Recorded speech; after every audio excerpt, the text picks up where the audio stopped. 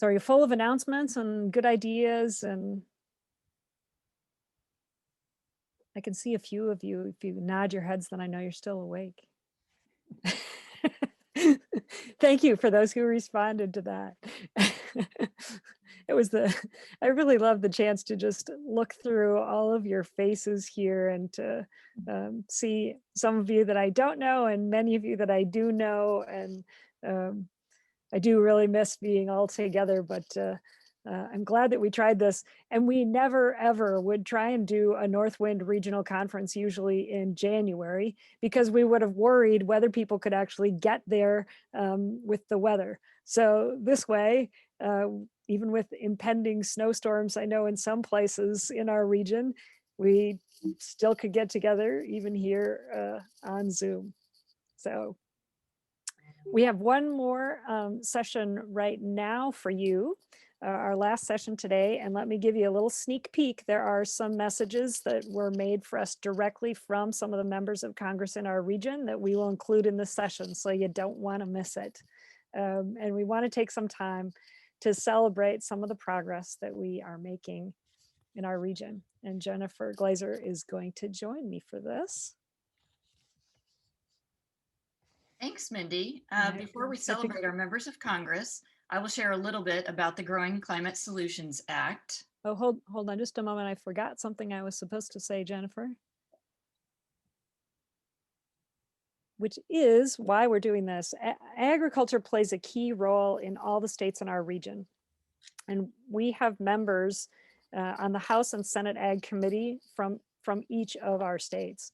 So what farmers, ranchers, and foresters have to say is important to all of our region's members of Congress. The Growing Climate Solutions Act was introduced in both the US House and Senate in June of 2020 as a bipartisan bill, and the list of co-sponsors remained well balanced between the two parties. Many of the lobby teams in our region have brought this bill to their meetings, and there has been positive reception on both sides of the aisle. And 4 of our region's current members of Congress have co-sponsored the bill in the last session. What we want to do today is celebrate the actions of our members of Congress supporting this bill and share a little bit about why they're supporting it. This does not mean that we're taking our focus off the Energy Innovation and Carbon Dividend Act. We continue to see the Energy Innovation Act as the best step towards meaningful reductions in carbon pollution, but we've always known that it's not enough on its own. We see the Growing Climate Solutions Act as a complement to the work we're doing, and it seems to be a step for some members of Congress to be able to take on climate change when the step towards carbon pricing is still a little too big for them. And with that, tell us a little more about it, Jennifer. Yes, I'm happy to do that. So the Growing Climate Solutions Act is a bipartisan, bicameral bill that supports the use of climate-smart farming methods. This bill would help farmers and foresters access carbon credit markets so they can be paid for the carbon emissions they are preventing and the carbon they are sequestering.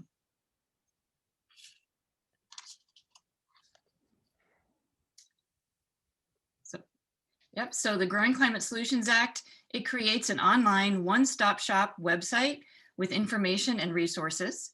It would establish a USDA certification program that will help farmers and forest landowners participate in carbon offset markets. It organizes an advisory council of agriculture experts, scientists, producers, and others, and it would assess progress in those carbon markets. So I hope this graphic is big enough for you to get a sense of the coalition that is supporting this bill. And the first thing I want you to notice is that it includes both the Farm Bureau and the Farmers Union.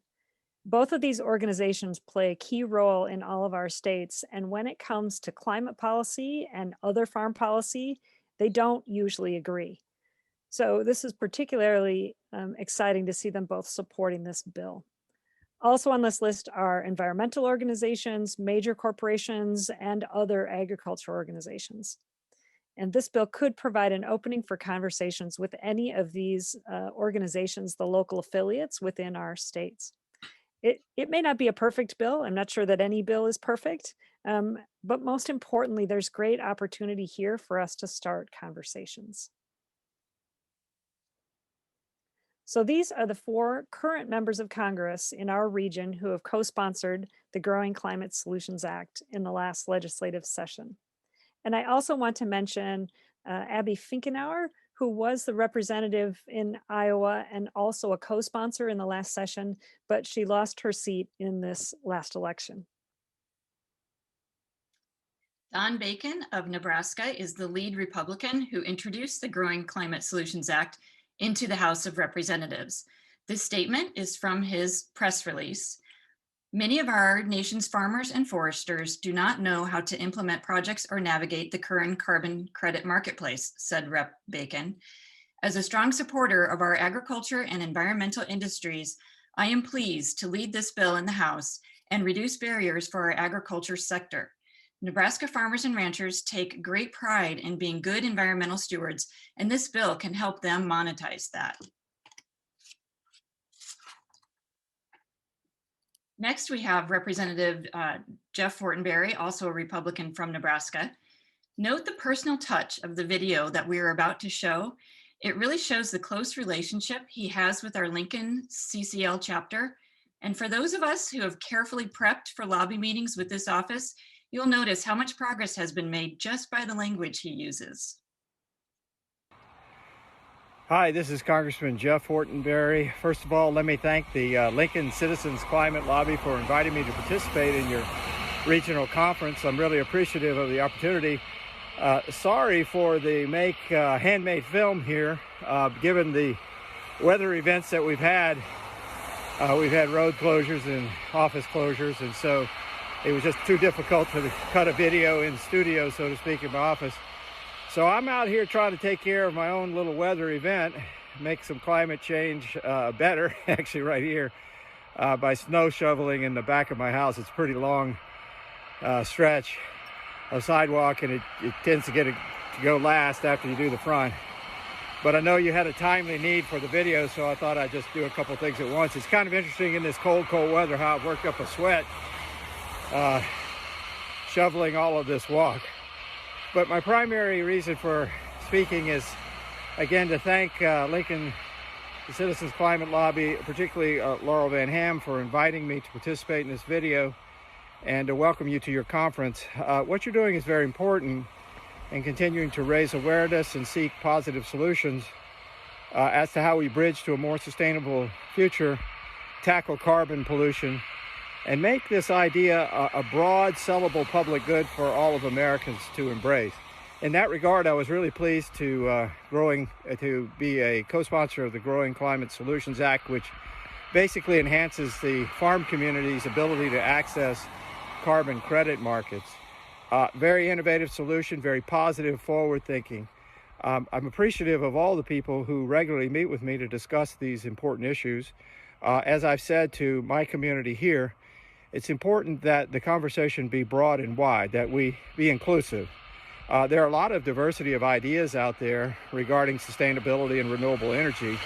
And the more that we can park ourselves around the ideas of innovation and conservation, and leading, again, to a bridge to a more sustainable future, regularly integrating sustainable energy sources into our normal economic patterns, using some of the incentives that are available, particularly at the federal level, I think we get more and more buy-in to the prospect of what really could be imaginative, which is greatly appealing to many young people as we transition from a traditional hydrocarbon-based economy to one that's more sustainable and less polluting. If we stay in those lanes and we talk in those terms, actually we gather a lot of support because people are interested in the innovation ideas around driving toward better natural or environmental security. So the Growing Climate Solutions Act is one way in which we can aggressively include the farm community, who I'm proud to represent here in Nebraska. I am what's called the ranking member in the Agricultural Appropriations Subcommittee. Basically, we fund the stabilization policies for farmers and ranchers, as well as for those who have food insecurity issues. This also includes growing the agricultural family and in broadening from our very strong production ag base to a larger and larger family, particularly of young people who are interested in specialty markets, enhancing rural revenue opportunities on traditional farms, as well as niche marketing opportunities. This is a great space for entrepreneurship. It's also a great space to integrate renewable and sustainable energy practices in place. And all of this takes time and transition, but it's good work, the good work of good people like yourselves in alignment with those of us who are pursuing reasonable and innovative public policy that can actually make things happen. So I'm pleased to again have the opportunity to discuss this a little bit with you. Sorry again for the indignity and informality of the traffic noise and the snow behind me. I took my dog out with me just to have a little break as well. But again, I'm grateful for the opportunity to speak with you and to continue to think creatively and constructively as to how we really build a large consensus about this coming transition to renewables and a sustainable energy future. The values proposition, the deep values proposition of stewardship of our land and water is something that everybody shares. And I think, again, a little creativity and a little bit of strength of continuity of effort, we can get there. So again, thank you so much, and I appreciate the opportunity to talk to you.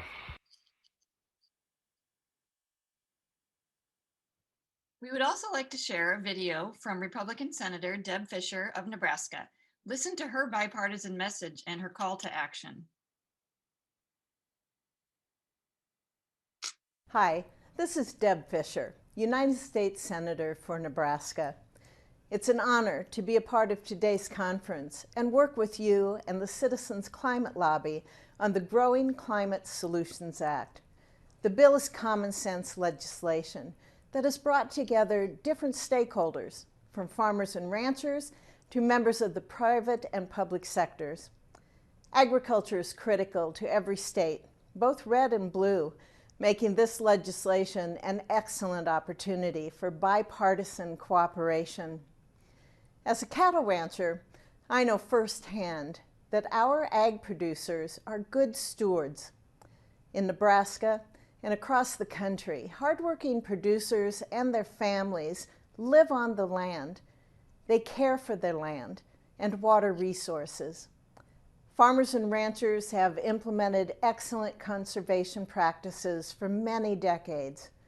For over 70 years, ag producers have understood the dangers of soil erosion by water and over-tillage. Soil health, water conservation, and the importance of livestock are all needed in the renewable cycle of agriculture. Nebraska farmers are growing more with less water, fewer chemicals, less land, and a lower impact on the environment. Ag producers supply a growing world with food, fuel, feed, and fiber, while safeguarding its resources for future generations. That is sustainability. This bill allows them to take the next step in their stewardship and get rewarded for their good work. I encourage everyone to speak to their local groups, communities, and leaders about this bill and encourage them to call their members of Congress. Ask them to join forces with us to move this bill across the finish line. It's going to take all of us working together. Thank you again for the opportunity to join you today, and I look forward to continuing our efforts on the Growing Climate Solutions Act.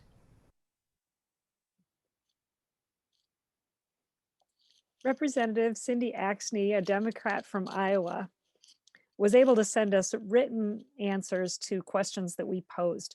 So we'd like to read those to you now, interview style. What brought you to co-sponsor the Growing Climate Solutions Act? I am proud to support the Growing Climate Solutions Act. While we work to advance a bold and ambitious climate package, it's important to take meaningful steps where we can. This bill is a great example of that: simple, common sense, and impactful. I've heard a great deal from farmers on their interest in carbon markets. Many of our family farmers are at the cutting edge of conservation and environmental practices, and many more are interested, yet face technical or financial barriers. This legislation would provide the technical assistance while certifying a carbon credit market to reward those practices. I'm hopeful this legislation, with its wide support, can pass this Congress and be enacted into law.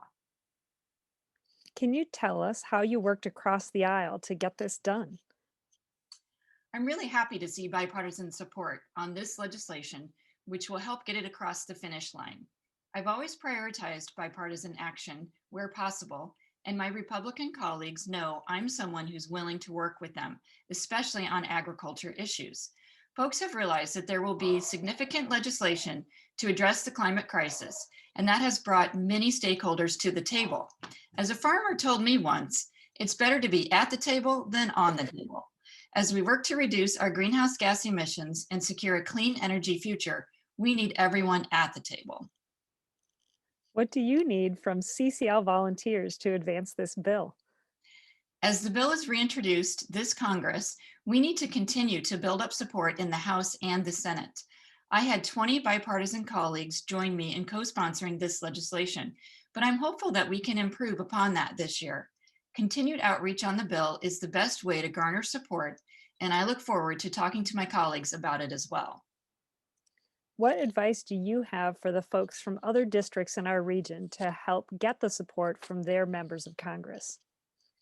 The legislation has a lot of great potential for folks in this region, and the best way to get support is to talk about those benefits. When I visit my district, whether that's a pre-pandemic town hall tour or more recently virtual gatherings, I take the firsthand accounts from constituents back with me to Washington to work on legislation. As you work with other members of Congress on this legislation, I would prioritize the voices of constituents that would benefit most, from farmers experiencing difficulties and needing the technical expertise to implement conservation practices, to folks that want to participate in a carbon market and reward environmental practices. Those are the voices that will have the most impact as members look at the legislation. I just have to say how delighted I was and acknowledge the work that it took from some of our liaisons to get those comments directly from our members of Congress. But they really took the time to get personal responses to us that are really focused just for you. Because this is a new Congress, as you heard Cindy Exney refer to, the Growing Climate Solutions Act will need to be reintroduced in both the House and the Senate. So this gives us many opportunities for action. You may have heard some of these suggestions in the comments from our members of Congress, but we want to highlight some possibilities to help move the Growing Climate Solutions Act forward. Call and write your member of Congress. Join the monthly calling campaign. Mention the Growing Climate Solutions Act if it seems appropriate. Write to your local paper, letters to the editor, or opinion pieces about the Growing Climate Solutions Act. Encourage reporters to write about it as well. Seek partnerships with other organizations. As I mentioned before, the list of supporting organizations will give you ideas here, especially if one of these groups is one you have wanted to start a conversation with, but maybe have been struggling to figure out how. This gives an opening to talk about how they're supporting the Growing Climate Solutions Act and possibly to share experiences in lobbying different offices to support the bill. And this advice is to reach out to your local affiliates of an organization rather than to the national organization. The national relationships are managed through our DC office, but there are many, especially with the Farm Bureau and the Farmers Union, there are lots of local affiliates you can be reaching out to. You can ask for a co-sponsorship. Include the Growing Climate Solutions Act as a secondary ask in your lobby meetings. Ask for a committee hearing. This is if your member of Congress is on the Agriculture Committee, and we have a number of them, ask them to request a hearing on the bill when it is reintroduced. You can prepare statements of support. When Senator Fisher decided to co-sponsor this bill, she asked our group for a CCL statement of support. The Lincoln chapter did a really nice job putting one together, but this is a lot easier to do, to offer quickly if you've thought about it in advance.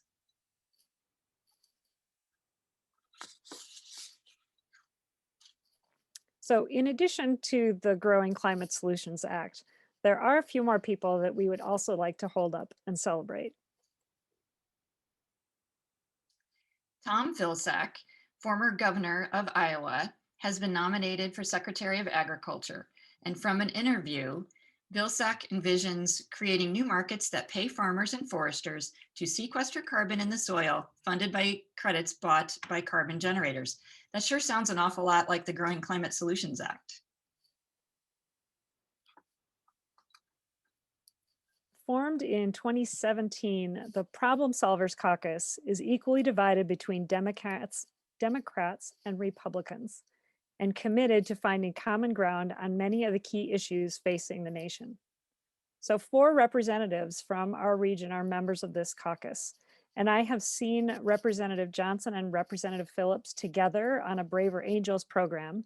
And I've also seen an op-ed that they co-authored on the COVID relief package. This is just an example of what to watch for and to support these members in the way they are working together. And I know that Representative Phillips is also encouraging a working group within the caucus to talk about energy and environment. And lastly, we have our Energy Innovation and Carbon Dividend Act co-sponsors, Representative Dean Phillips and Representative Angie Craig, both from Minnesota. We want to thank them for their continued co-sponsorship of the EICDA. And just to wrap it up, we really had fun planning this session. We're proud of our members of Congress and who are on these bills, and we really enjoyed getting their comments and viewing their comments, and we hope you enjoyed it too.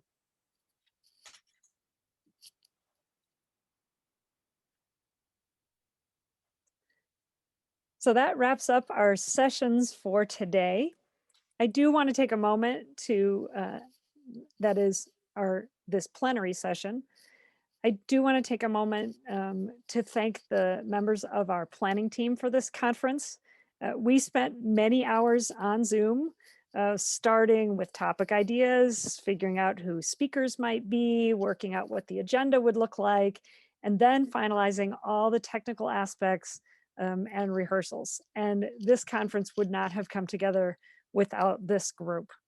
So I specifically want to thank Bob Tereba, Bonnie Scott, Howard White, Isabella Isett, Janet Petrie, Jennifer Glazer, Joyce Elliott, Kim Hermson, Lee Morgan, Leslie Sand, Polly Merhar, Ron Rober, Sandy Lair, and Scott Adams, who were all part of the planning team. And that just is the beginning, because then it also took a whole bunch of others who were our technical team for each individual session that we had for this conference.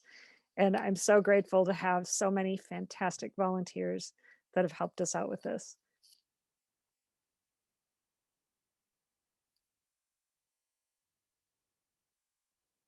So a reminder again of where you can find the links for the workshop sessions tomorrow.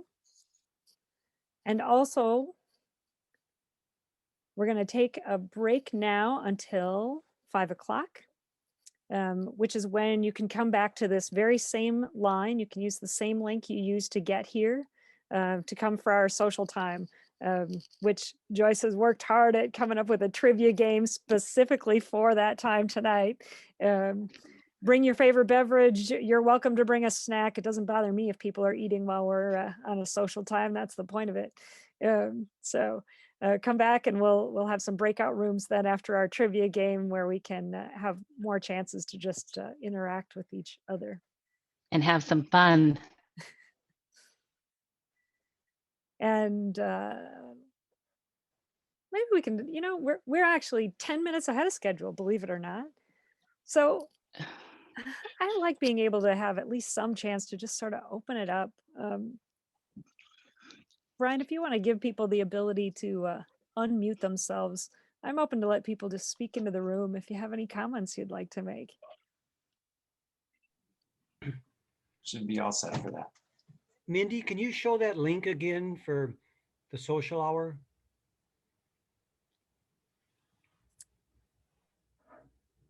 That's a good.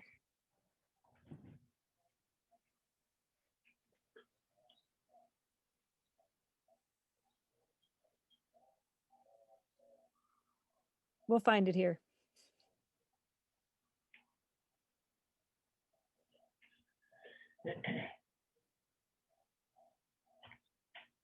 Come on, don't be shy. Oh, Well, this I'm is not shy. Cheryl. Oh, whoopsie. Go ahead. Oh, I'm going to You're take up, advantage of this break here. This is Bruce Hagan, y'all. Hi, Mindy. Hi, Bruce. Uh, Howard covered your announcement for you. Okay, I will say no more and move on to the next adventure. Unless you want to hear it from me. You can go ahead and give a pitch. Well, I don't know if Howard, if you mentioned that, you know, we're doing a BCL workshop tomorrow, and I wanted to tell everybody and make sure they heard the story of how we had the best meeting we've ever had with our member of Congress. We had been working with the wine industry and the wind industry, and we got 2 local winemakers and a big wind farm developer to attend the meeting. And our member, Mike Thompson, who also chairs the Congressional Wine Caucus and sits on the very subcommittee that is going to get jurisdiction over the EICDA. He chairs it, actually. He was just really wowed, and he didn't pay any attention to the CCL people. He wanted to talk to the business people. And so we think we moved him a little closer to the champion level on that support ladder because of our involvement with the businesses. So that's really all I have to say. And I'll see you all tomorrow if you come to my workshop. Thanks. Fantastic. What is your background, Bruce, behind you? Oh, my background? Yeah. Your virtual background. Oh, that is the Library of Congress, main reading room. It's the People's Library. Cool. Any other questions? Hi, Susie. Hi, Bruce. Nice to see you. What's your He's favorite he's book one of there, the Bruce? co-founders of the Business Climate Leaders and has been very helpful for me and the St. Cloud chapter of CCL in getting the huge Blattner Energy on board. So for those of you who don't know, Blattner, I found out, is the largest EPC and engineering, procurement and EPC contractor in the country. And it's just 20 minutes from my home. So anyway, Bruce has been great. So I'm so thankful that he's given time to help us with this. I have a question for Bruce. Bruce, what is your personal background, not your virtual screen background? What's your personal background? Oh, well, I've been a professional program project manager in sustainability, energy and technology for about 40 years. I worked for Senator Bob Packwood, a Republican senator from Oregon back in the late 70s. And then I've just been working professionally in a whole bunch of business related stuff, community related stuff. Most recently, I was working for a solar company called Enphase in my hometown of Petaluma, California. Very good. Thanks for asking. Boy, Yeah. I got my time, Mindy. And the Business Climate Leaders was one of the sponsors of the Kiss the Ground screening and panel discussion that had 1,100 people register.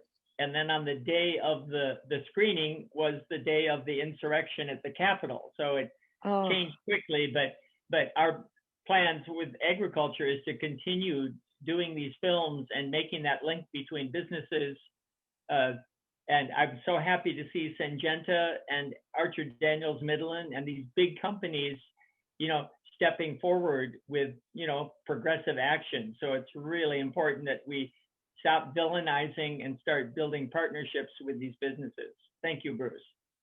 Thank you. Good pitch. Leslie? This is Laurel Van Ham in Lincoln, Nebraska. I don't think I've ever been to Decorah, but I know a lot about you because my niece posts stuff on her Facebook page.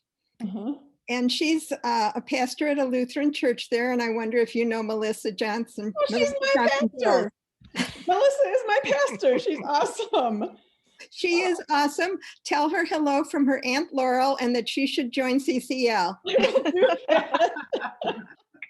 That's awesome. And you're in Lincoln? Yes. Small world. Oh, she's amazing. And Laurel was instrumental in getting the video from Representative Fortenberry. Yeah. Well, thank you. You know, on that Growing Climate Solutions Act, is there is there opposition to it? I mean, are you getting pushback from folks, or what's going on? I think there's always opposition to any bill. There are some that have concerns that it favors large agriculture over small agriculture. So that's something to watch for. There are also those who just don't trust carbon markets and think that that's a bad idea. And the bill does utilize existing carbon markets. The positives, though, that I hear even from those who might be reticent about some of those things, say that what it does do is it really highlights a lot of the positive regenerative practices and encourages them for farmers and ranchers and puts them more into the public realm than they have been in the past.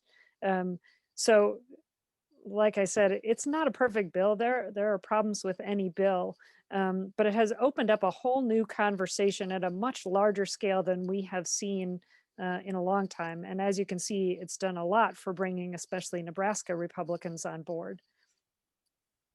Yeah. Bob, one of the action steps that you can take is the CCL Ag Action Team is actually going out and interviewing farmers, and they're looking for people to talk to farmers and ask them specific questions about what do they think about climate change, what kind of changes do they see need to be made, and they're very active at hearing it directly from the people that are working on the land.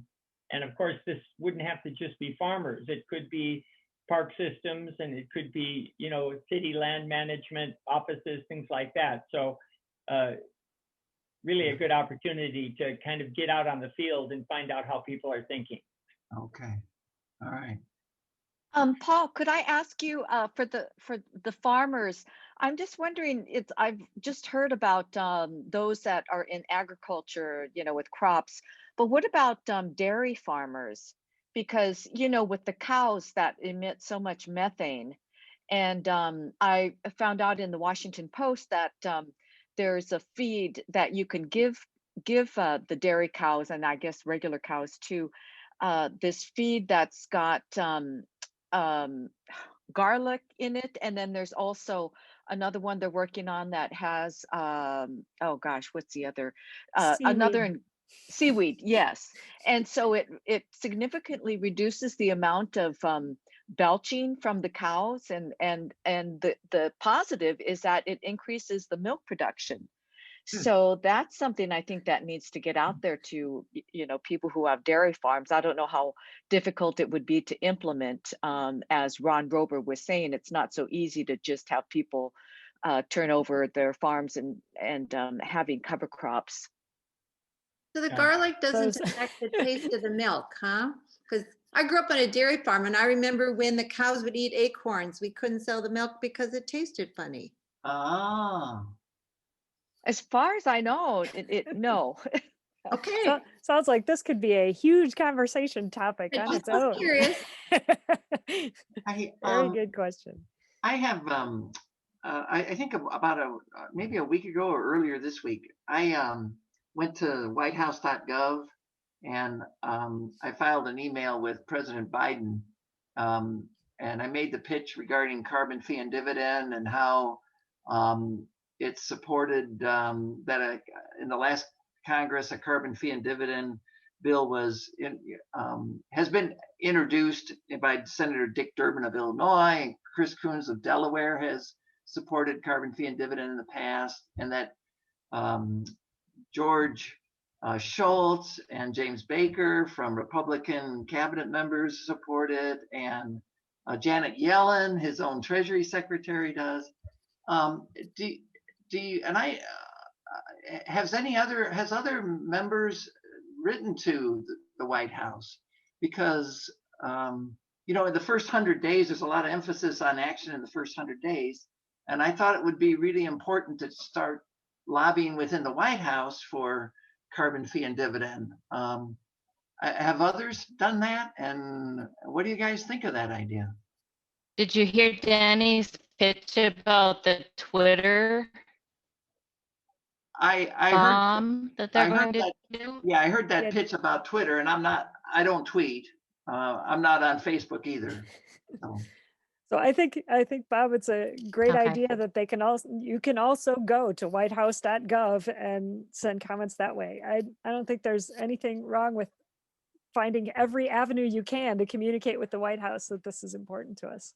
Yeah, because I mean, this is, the first time in 4 years that we've had somebody in the White House who's, an advocate for addressing climate change. And so I think it's a great opportunity to leverage that and kind of, put that in front of them. Yeah. And, my gosh, Janet Yellen is a strong supporter of carbon fee and dividend. Yeah. So, Gina McCarthy, you want to send at the White House. She's the climate czar at the White House. So, make sure to mention her name, see if you get a response. I mean, we have a White House now that will be responsive, I'm hoping. yeah. So I want to officially draw this session to a close here, especially to let my tech team that was planning to be done to have a chance to log off the call. But this is a perfect reason you should come back again for our social time, because it'll give us more opportunity to have these kind of informal conversations. But thank you for pitching in. Mindy, Please join us. Your meeting ID number had 11 digits. Yep, that's fine. Many of them do with Zoom. They're actually longer than phone numbers for some of them. Okay. all right. Well, thanks, everybody. Thank you. Thank you. So you can Bye-bye. come Thank back you. here again. See you later. At 5 o'clock. 5 o'clock. See you there.